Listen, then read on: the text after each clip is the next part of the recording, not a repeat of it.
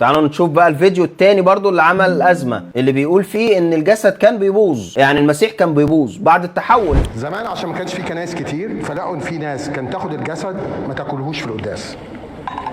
يقول لك مثلا انا والدتي عيانه في البلد الفلانيه، اسافر لها بيه، فكان ياخد الجسد يسافر بيه، كان الجسد يحصل له ايه؟ يبوظ.